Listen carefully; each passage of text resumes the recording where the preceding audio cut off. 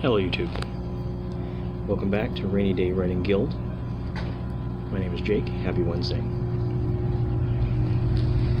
Alright, it looks like the topic we're talking about this week is going to be how to get in the writing mindset.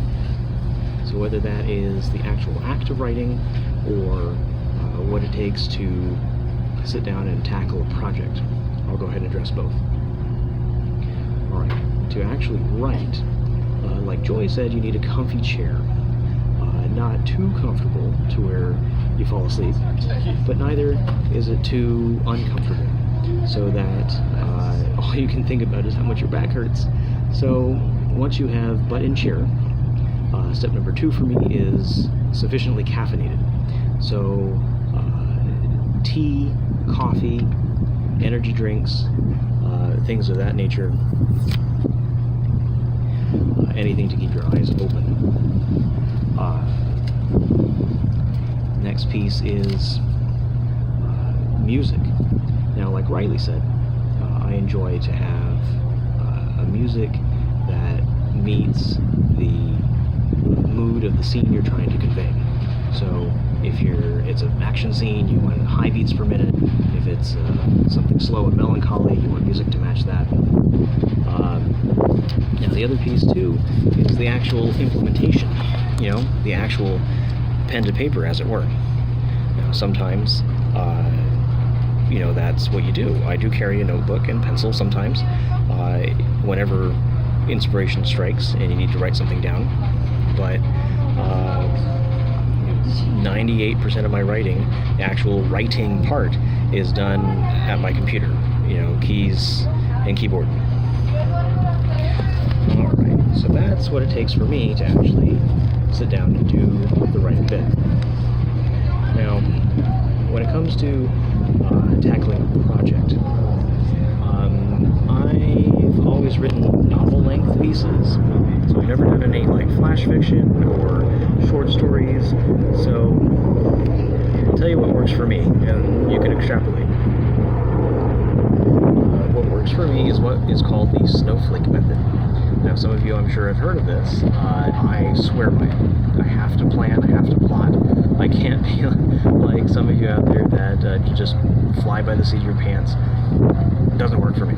So, the snowflake method, you start with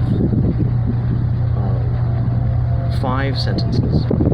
That's 1 line for your introduction, 1 line for your conclusion, and 3 lines for the 3 disasters that will occur to your characters. Welcome aboard the Washington State Ferry. Okay.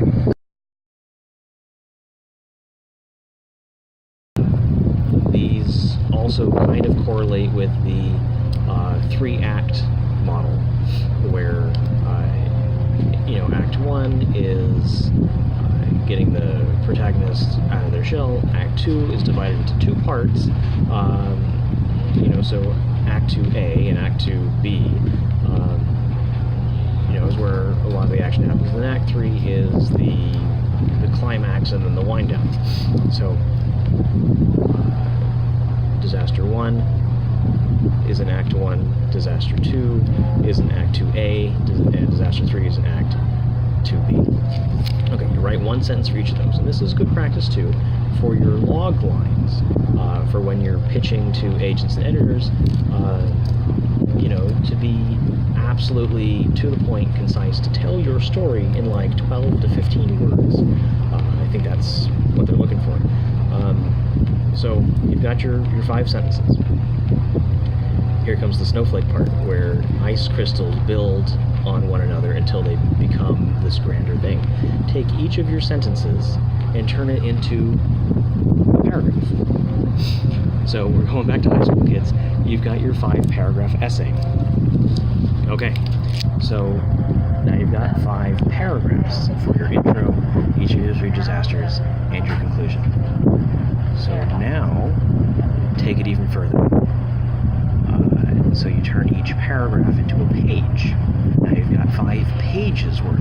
This is becoming your outline, and you're able to put more and more detail,